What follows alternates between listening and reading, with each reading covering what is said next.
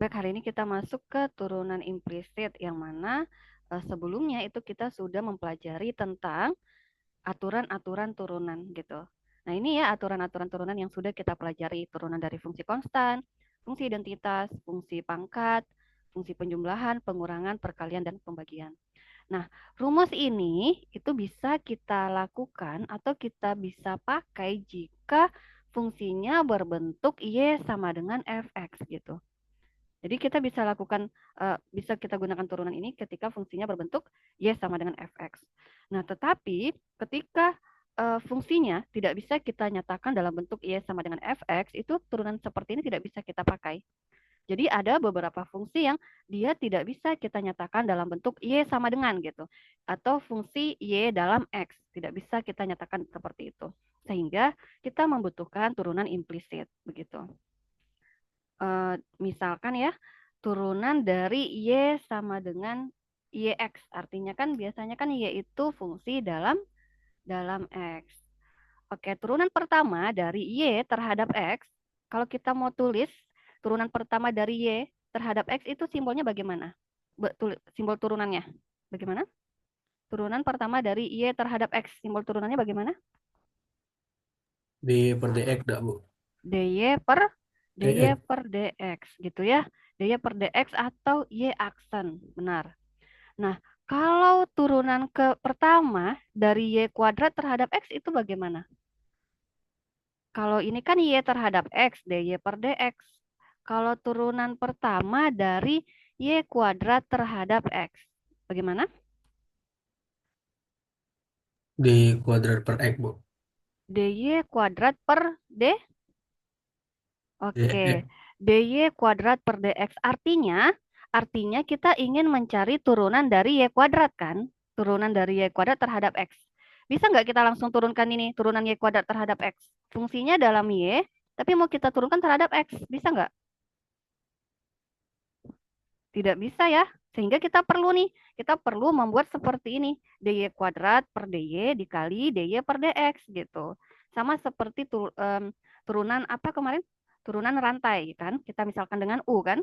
DU per DX kan nggak bisa langsung. Sehingga kita perlu DU per berapa kemarin DY per DU dikali DU per DX gitu. Nah sama seperti ini. Nah kalau seperti ini turunan Y kuadrat terhadap Y itu turunannya apa? Variabel kita sekarang Y, bukan X. Turunan Y kuadrat terhadap Y, turunannya apa? Sama seperti turunan X kuadrat terhadap Dua X. y Bu. Turunannya berapa? Oke, kalau dx kuadrat per dx itu kan turunannya 2x. Kalau dy kuadrat per dy itu turunannya 2y, begitu. Ya, lihat variabelnya ya. Kalau dy per dx-nya tetap saja dy per dx itu adalah y aksen gitu. Sehingga cara mudahnya kita turunkan saja 2y turunannya berapa? Kita anggap saja y itu variabel. Berarti y kuadrat turunannya 2y. Tapi jangan lupa di belakangnya itu selalu ada y aksen. Kenapa harus ada y aksen? Karena sebenarnya ini turunan terhadap x. Berarti yang y aksen ini menandakan dy per dx-nya gitu. Karena kan dari 2y ini kan nggak ada per dx. Sehingga dia kan harus dikali dengan aksen. Sehingga turunan dari y kuadrat terhadap x itu adalah 2y dikali y aksen. Turunkan saja seperti biasa. 2y gitu ya. Dikali jangan lupa y aksennya. Y aksennya menandakan apa untuk dx-nya gitu. Oke, lanjut. Turunan pertama dari Y pangkat 3 terhadap X. Coba berapa jawabannya? Y pangkat 3 terhadap X turunannya berapa?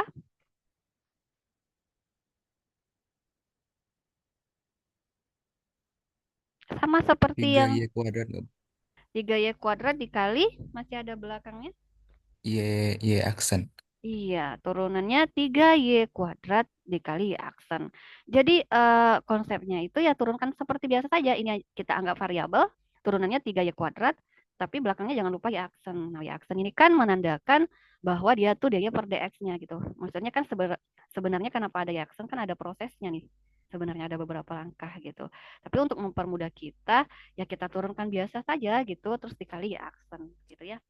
Oke, kenapa kalau turunan terhadap X, maksudnya turunan fungsinya X itu nggak pakai X aksen ya? Karena kan kita udah jelas fungsi X diturunkan terhadap X, jadi nggak perlu lagi ada di belakangnya ya aksennya begitu. Oke, Berarti kalau turunan pertama dari Y pangkat N terhadap X adalah berapa turunan Y pangkat N terhadap X?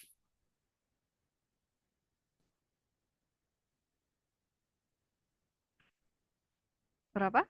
NY dikali Y aksen nggak, Bu?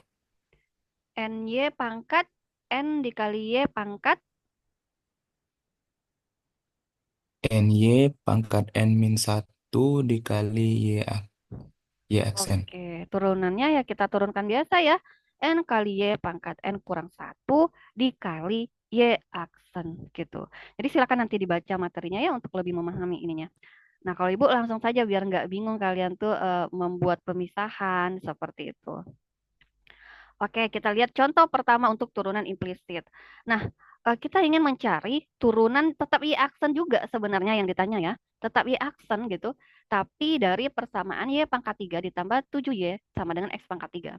Nah, biasanya kan kita punya fungsinya seperti ini ya. Misalkan Y sama dengan X pangkat 3 ditambah 2X kuadrat dikurang 3X tambah 7.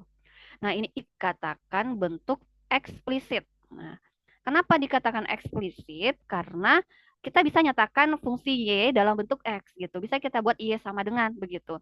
Fungsi Y dalam bentuk fungsi X. Sedangkan kalau ini yang Y pangkat 3 ditambah 7Y sama dengan X pangkat 3 bisa nggak kalian buat ini jadi Y sama dengan dulu baru nanti diturunin? Ini Y sama dengan berapa nih? Misalkan bisa Bu, ada yang ngejawab misalkan bisa nih Bu, 7Y sama dengan X pangkat 3 kurang Y pangkat 3. Berarti Y sama dengan X pangkat 3 kurang Y persamaan eksplisit ya. Kita itu maunya di ruas kanan, Y sama dengan itu variabelnya hanya X saja. Semuanya hanya X. Sedangkan kalau kita buat seperti ini eksplisit. Nah, kita nggak bisa nyatakan, kita susah ya menyatakan fungsi ini dalam bentuk Y sama dengan. Kalau ini salah ya, karena di ruas kanan masih ada variabel Y begitu. Nah, itulah kita daripada kita capek-capek buat Y sama dengan bagus kita gunakan turunan implisit saja gitu kan mudah ya. Tinggal kita itu bentuknya implisit. Paham ya? Maksud implisit itu bagaimana? Kalau eksplisit itu kita bisa nyatakan Y sama dengan variabel dalam ini ada variabel Y dan ada variabel X gitu. Nah, konsepnya itu kita turunkan ke dua ruas. Oke, untuk soal ini ditanya hitunglah Y aksen pada titik 2,1. Oke, kita nanti saja kita hitung ininya. Jadi sebenarnya konsepnya itu kita turunkan kedua ruas terhadap X. Kenapa harus terhadap X, Bu? Karena Y aksen itu daya per dx. Berarti turunkan kedua ruas terhadap X. Berarti D per dx Y pangkat 3 ditambah 7Y. Sama dengan D per dx dari X pangkat 3. Gitu kan? Kita turunkan kedua ruas. Nah, yang ini kan sebenarnya kalau ada langkah ditambah D per dx dari 7Y. Ini kalau langkahnya ya. Sama dengan D per dx dari X pangkat 3. Nah, Ibu mau tanya dong turunan Y pangkat 3 terhadap X apa? Y pangkat 3 terhadap X. Ayo turunan Y pangkat 3 tadi Y udah. kuadrat dikali Y aksen. Oke, 3 Y kuadrat kali Y aksen. Kalau turunan 7Y terhadap X apa? 7Y terhadap X. 7 dikali Y aksen. Nah, kalau yang luas kanan, turunan X pangkat 3 terhadap X. 3X kuadrat. Oke, kalau ini kan nggak perlu kali X aksen ya. Karena kan udah jelas ini fungsinya dalam X diturunkan terhadap X gitu. Nah, yang ini di ruas kiri ini kan ada Y aksen nih. Y aksennya bisa dikeluarin. Sehingga jadinya 3Y kuadrat ditambah 7 sama dengan 3X kuadrat. Atau Y aksen sama dengan 3X kuadrat per 3Y kuadrat ditambah 7. Nah, ini turunannya nih.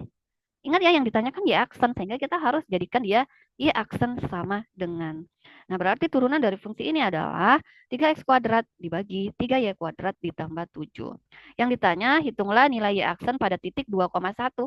Ya udah tinggal diganti X-nya 2, Y-nya 1. Begitu.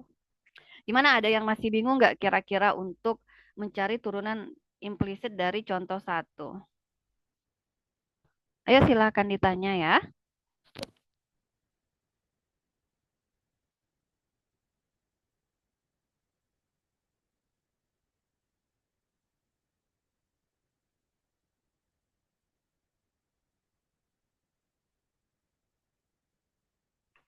Kalau caranya nih ya. Oke. Nah, Ibu tadi tuh buatnya yang ini biar kalian paham ya. Sebenarnya kita tuh kenapa tiba-tiba muncul seperti ini? Sebenarnya kedua ruas itu kita turunkan terhadap X gitu. Jadi sebenarnya yang harus ada langkah ini dulu ya. Kedua ruas kita turunkan terhadap X. Barulah nanti ini masuk. Begitu. Nah, ini caranya sama, hasilnya sama. Barulah kita substitusi Y aksen sama dengan 3 dikali 2 kuadrat per 3 kali 1 kuadrat ditambah 7. Sehingga jawabannya adalah 1,2. Oke, paham untuk contoh 1? Tapi menurut Ibu gunakan aja dulu langkah yang pertama ini yang Ibu tulis, turunkan kedua ruas terhadap X gitu. Oke, kalau nggak ada yang ingin ditanya, kita lanjut ke contoh 2. Oke, ini yang ditanya juga ya aksen. Berarti kita tulis dulu ya, D per dx dari 4x kuadrat Y dikurang 3Y sama dengan D per dx dari X pangkat 3 dikurang 1. Nah, ini kalau kita tulis lagi, D per dx dari 4x per dx dari 3Y gitu. Sama dengan D per dx dari X pangkat 3 dikurang D per dx dari 1. Ibu mau tanya dulu dong yang di ruas kanan. Turunan dari X pangkat 3 kurang 1 terhadap X. 3x kuadrat. Berapa? 3x 3x pangkat kuadrat Ibu pangkat 2. kurang kurang kurang berapa nih? 0. Kurang 0 ya, karena turunan dari konstanta itu 0. Oke. Baru deh kita ke ruas kiri. Nah, ini Ibu mau tanya dulu yang ini nih. Turunan dari 3Y berapa? Turunan dari 3Y terhadap X.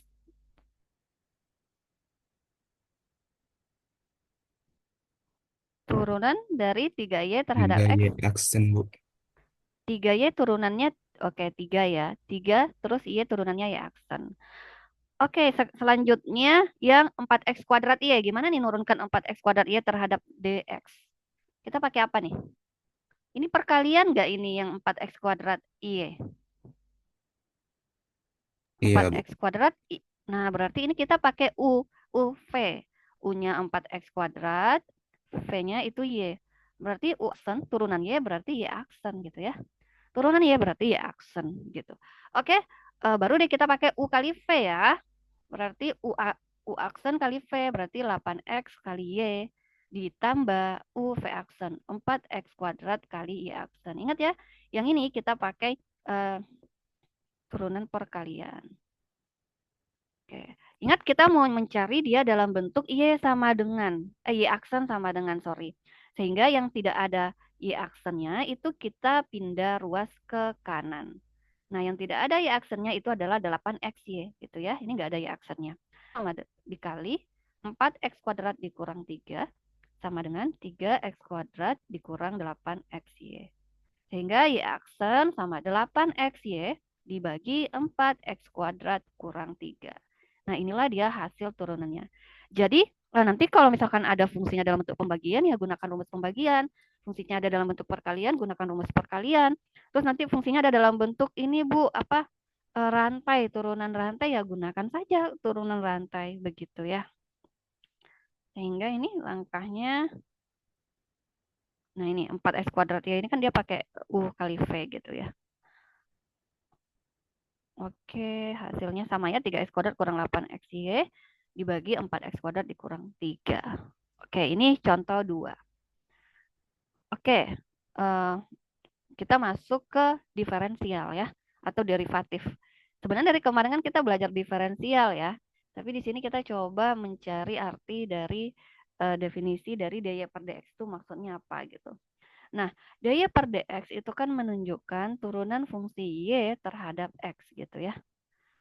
Fungsinya fungsi y, karena di sini ada dy. Nah, kalau d per dx itu apa? D per dx itu ya turunan suatu fungsi, kita belum tahu fungsinya apa, d per dx. Berarti kan biasanya kan di sini ada fungsinya gitu. Fungsinya apa kan kita belum tahu. Ini ekspresi. Karena belum tahu ini fungsinya dalam bentuk apa gitu. Turunan suatu ekspresi itu terhadap x. Nah, sehingga dy itu apa, dx itu apa gitu. Dy itu menandakan apa gitu maksudnya ya.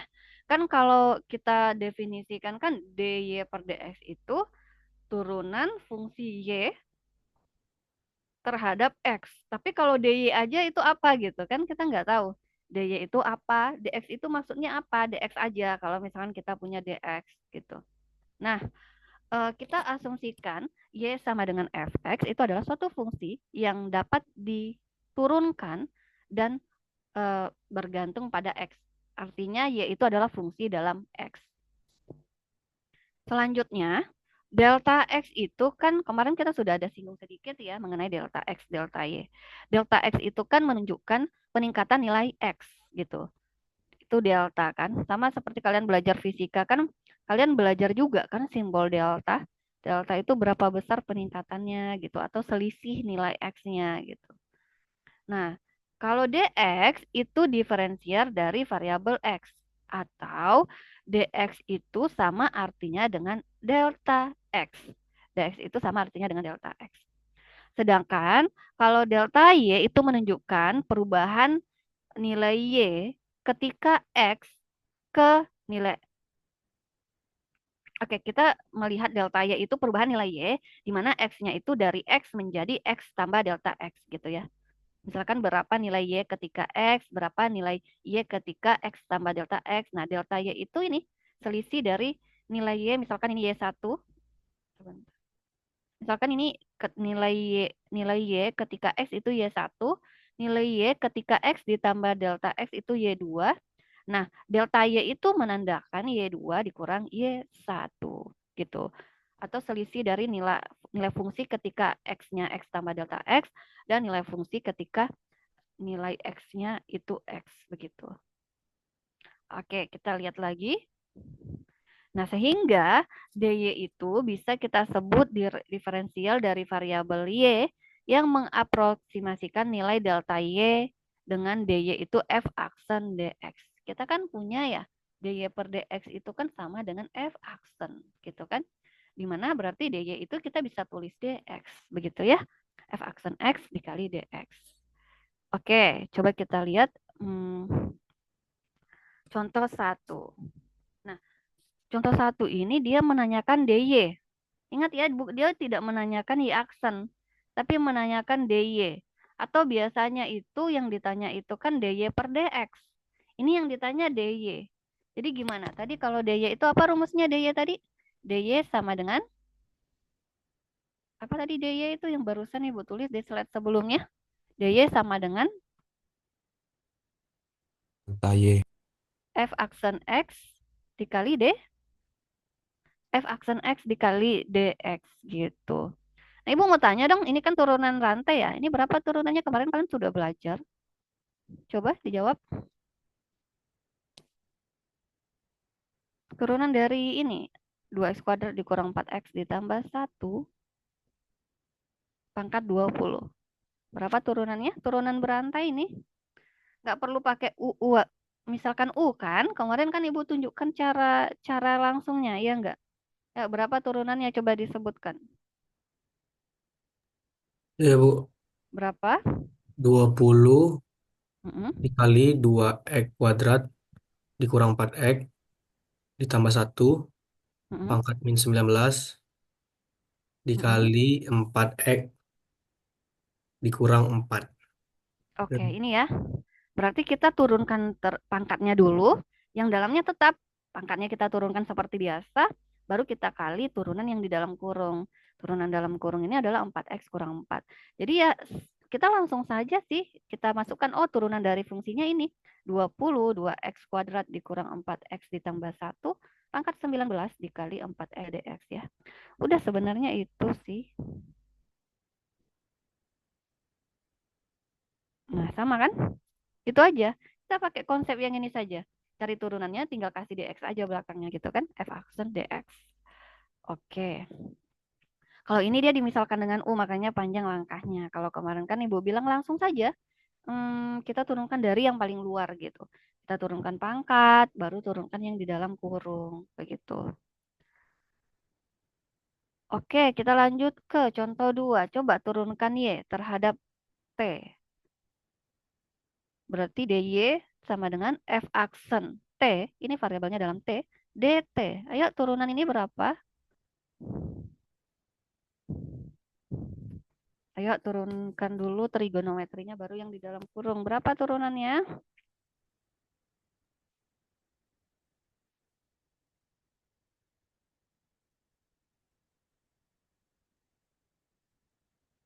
Turunan sin kemarin apa? Min cos, Bu. Turunan sin. Cos, Turun Bu. cos ya. Berapa? 3T. Dikali turunan yang di dalam kurung berapa nih? 3T Turunan. kuadrat, Bu. Mm-mm. Dikurang Kurang. kurang 3. Oke, jadi ini saja turunannya. Jadi ingat ya, ini dengan ini nggak boleh dikali. Karena T pangkat 3 dikurang 3 itu satu kesatuan dengan cos. Cos dikali T pangkat 3 kurang 3T dikali 3T kuadrat itu nggak bisa dikalikan. Berarti kita pindahkan saja nih 3T kuadratnya ke depan. Kenapa? Nanti kalian berasumsi ini bisa kita kali pelangi begitu ya. Nah, maka dari itu kita pindahkan 3T kuadrat kurang 3 ke depan. Kenapa bisa, Bu? Karena 3T kuadrat kurang 3 itu bukan bagian dari cos. Gitu. Nah, ini. Oke, ya sama kan? Daya sama dengan 3T kuadrat kurang 3 dikali cos T pangkat 3 kurang 3T. Ingat di sini nggak boleh dx ya. Fungsi kita ya tergantung fungsinya. Kalau fungsinya terhadap T berarti dt. Fungsinya terhadap U, du gitu ya. Jadi disesuaikan terhadap variabel bebasnya. Oke, yang lain gimana? Paham sampai di sini? Ada yang ingin ditanya? Silahkan ya. Nggak usah malu-malu ya. Kan kita sama-sama belajar nih. Jadi kalau misalkan kalian bertanya, bisa jadi teman yang lain juga belum ngeh gitu. Oh iya ya gitu. Misalkan kalian bertanya gitu. Nah teman yang lain juga mendapatkan informasi gitu. Oke. Oke. Lanjut ke aproksimasi. Kalau tadi kan kita udah belajar turunan implisit, terus derivatif, terus selanjutnya aproksimasi. Nah, apa sih arti dari aproksimasi itu? Apa? Aproksimasi sering dengar kan? Aproksimasi itu kemungkinan, Bu. Kemungkinan. Oke. Selanjutnya yang lain?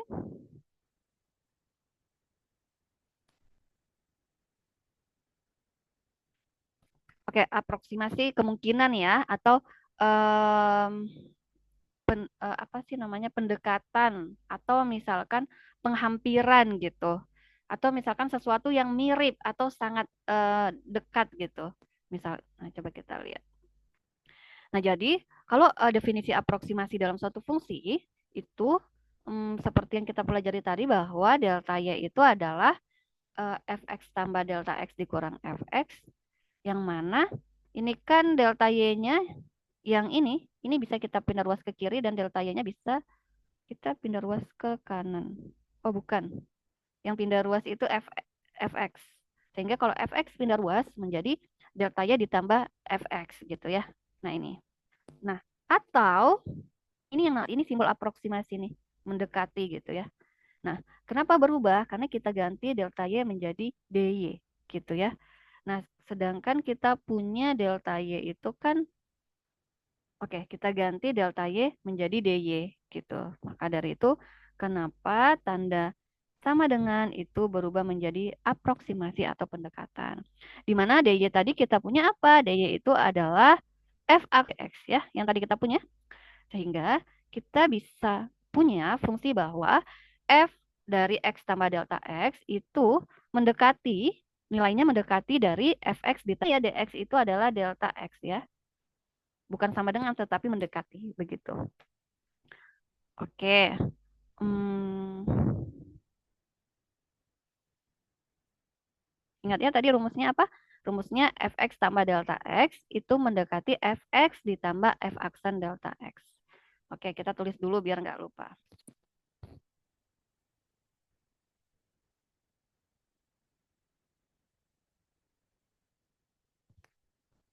Nah, ini ya tadi rumusnya ya. Oke. Nah, gunanya apa sih aproksimasi ini? Nah, bisa salah satunya adalah kita ingin mencari aproksimasi terbaik atau nilai pendekatan dari akar 4,6. Nah, kalau secara biasa kan kita bisa sih mencari nilai akar, kan ada ya caranya ya.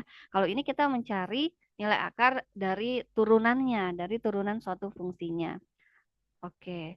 Nah, caranya bagaimana? 4,6 ini atau fungsi ini itu kita anggap fungsinya akar X. Nah, barulah nanti X-nya dimasukin 4,6 sehingga akar 4,6. Berarti ini nih kita buat dulu ya, ini nih fungsinya. Sebelum kita substitusi nilai X-nya itu adalah akar X gitu.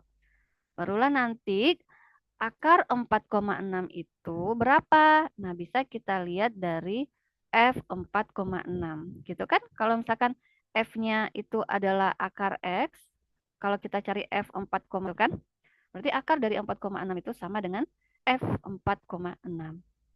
Terus, nah kita pakai pendekatan yang ini nih. Bukan sama dengan ya, tetapi mendekati. Nah, kita ingin memilih X ditambah delta X-nya itu adalah X ditambah delta X-nya itu sama dengan 4,6. Kenapa? Karena yang mau kita cari itu 4,6. X ditambah delta X-nya itu 4,6. Sehingga kita pilih X-nya 4 dan delta X-nya 0,6. Sehingga 4 ditambah 0,6 itu 4,6. Bu, kenapa kita pilih X-nya 4? Kan bisa saja X-nya itu ini, Bu, misalnya 5 gitu. Delta X-nya itu min 0,4, Bu. 5 ditambah min 0,4 kan 4,6 juga gitu. Nah, ingat ya, kita pilih X-nya itu yang bisa diakarkan. Kenapa? Karena fungsi kita itu akar X. Kan nanti di sini ada fx ya. Kalau kita pilih x-nya yang bukan bilangan kuadrat atau yang hasil akarnya desimal, itu kan susah lagi kalian mencari nilai akarnya kalau tidak menggunakan kalkulator gitu. Sehingga kita pilih nilai x-nya yang itu bilangan kuadrat. Sehingga nanti akar 4 itu adalah 2 begitu ya. Ingat ya, kita pilih nilai x-nya yang kira-kira itu bisa diakarkan gitu. Maksudnya hasil akarnya bilangan bulat. Oke. Sehingga kita pilih x-nya 4 dan delta x-nya 0,6. Nah, berdasarkan rumus aproksimasi tadi, bahwa fx ditambah delta x itu mendekati fx ditambah f aksen x delta x. X-nya itu 4, berarti f4 ditambah f aksen x itu berarti f aksen 4 dikali delta x-nya 0,6. Jadi sebelum menghitung ini, kita harus cari dulu f aksen. Gitu ya. Nah, turunan dari akar X itu silakan nanti dicari, Pak. Maksudnya langkahnya itu bagaimana. Tapi turunannya itu adalah 1/2 akar X. Ini udah bentuk sederhananya. Nah ini ya, kenapa bisa. Kemarin rasanya kita sudah sering ya membahas turunan dari akar. Oke, kita masukin F4 itu berarti akar 4. Kenapa akar 4? Karena fungsi kita itu adalah Fx sama dengan akar X. Berarti kalau F4 akar 4. Ditambah F aksen 4. F aksennya mana fungsinya? 1/2 akar X. X-nya kita ganti 4. Berarti 1/2 akar 4. Dikali 0,6. Nah, akar 4 ini kan 2 ya. Berarti 2 ditambah 1/2 kali 2 dikali 0,6. Terus 0,6 dibagi 4 itu 0,15. Berarti 2 ditambah 0,15 itu 2,15. Sehingga akar dari 4,6 itu mendekati 2,15. Ini bukan nilai aslinya ya. Nanti kalau misalkan kalian cari menggunakan kalkulator itu kan jadinya misalkan 2, berapa sekian, yang kadang desimalnya itu banyak banyak ya, atau di belakang koma itu banyak angkanya.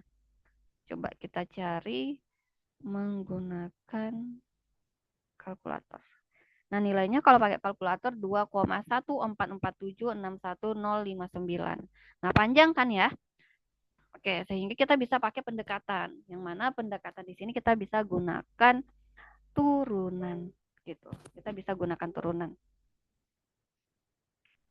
Oke, untuk contoh satu ini silahkan jika ada yang ingin ditanya. Ayo, kalau ada yang kurang paham silahkan ditanya ya.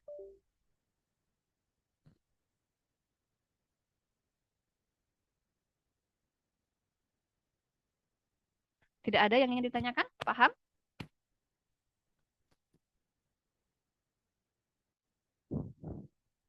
Oke. Kalau tidak ada, kita lanjut ke contoh 2. Oke, silahkan untuk mencari aproksimasi terbaik dari nilai 8,2. Jadi fungsi kita fx-nya sama dengan apa nih fungsinya? Kalau yang mau kita cari akar dari 8,2, fungsi x-nya, fungsi fx-nya apa? 8,2 Bu. Fx-nya sama dengan, kita buat dalam bentuk fungsi dulu. Berapa fungsinya? Akar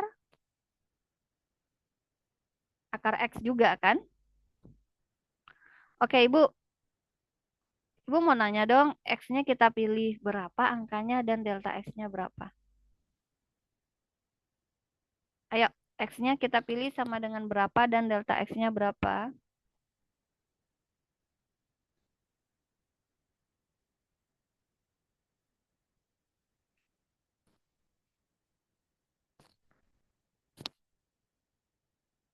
Empat dak Bu X-nya Bu. Dan delta X-nya 4,2. Delta x 4,2.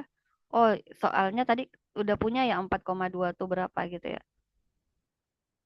Em, bisa ini sih, bisa sih 4 dengan 4,2. Kalau 9 gimana? 9 dan min 0,8. Kan akar 9 ada kan?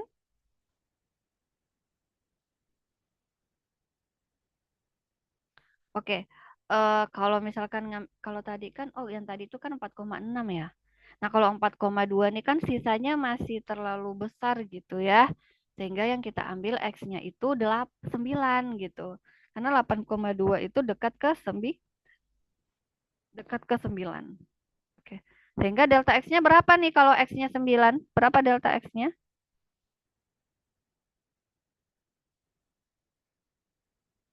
Min 0,8 Bu. Min 0,8. Sehingga bisa kita tuliskan F8,2 itu mendekati F9 ditambah F aksen 9 dikali 0 min 0,8. Tadi kita punya turunan dari akar X itu adalah 1/2 akar X, ya kan? Sehingga ini bisa kita tulis F9 itu artinya akar 9. Terus F aksen 9 itu 1/2 akar 9 dikali min 0,8. Akar 9 itu 3. 3 ditambah 1/2 kali 3 dikali min 0,8. Ini 0,133. Sehingga 3 dikurang 0,133 itu hasilnya adalah 2,867. Sehingga nilai akar dari 8,2 itu adalah 2,867. Begitu.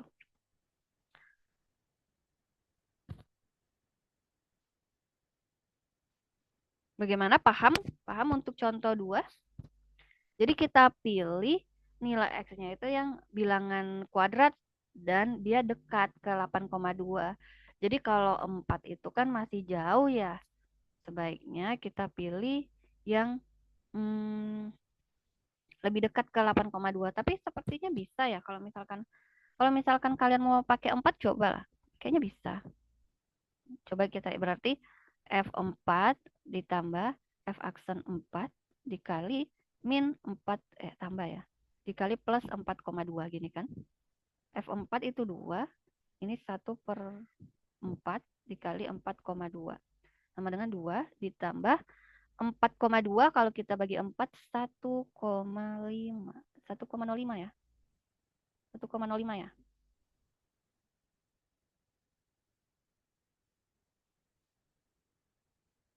4,0,2 bagi 4. Iya, 1,5. 1/2 dikali 2 itu 1/4.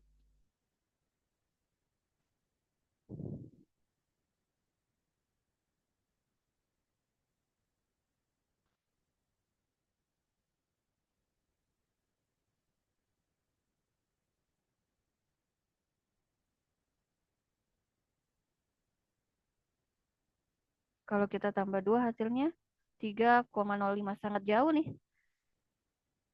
Sangat jauh dari 2,867. Jadi sebaiknya apa? Sebaiknya kita memilih angka yang lebih dekat gitu. Angka yang lebih dekat ke bilangan yang ditanya. Begitu ya. Karena kalau kita cari akar dari 8,2 itu hasilnya 2,86. Ya. Kalau kita cari menggunakan kalkulator. Gak mau ya sih. Dia hanya bilang, belum, Jo, belum, padahal udah gitu.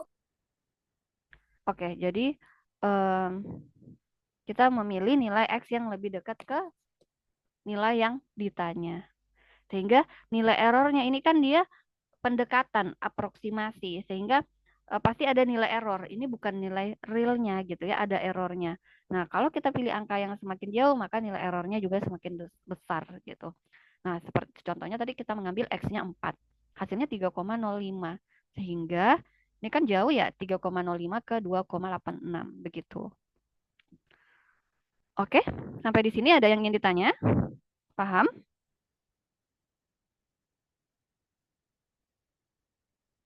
Paham, Bu. Oke. Kemarin itu Ibu ada ngasih tugas nggak di e-learning? Ada, Bu. Sudah dikumpul? Sudah, Bu. Oke, nanti Ibu koreksi ya. Oke, kalau paham, oke, sudah habis materinya. Nanti Ibu kasih latihan lagi ya, biar bisa latihan untuk menambah atau memperdalam wawasannya. Baik, Oke, Bu. oke, oke. Sebelumnya Ibu absen dulu.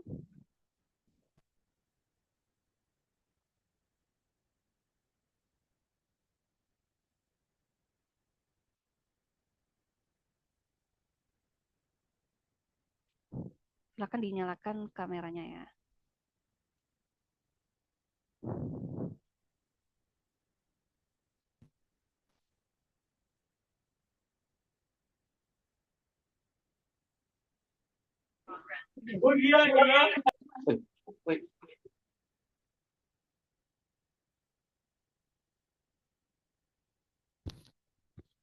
Nanti siang kalian praktikum juga di Mendalo.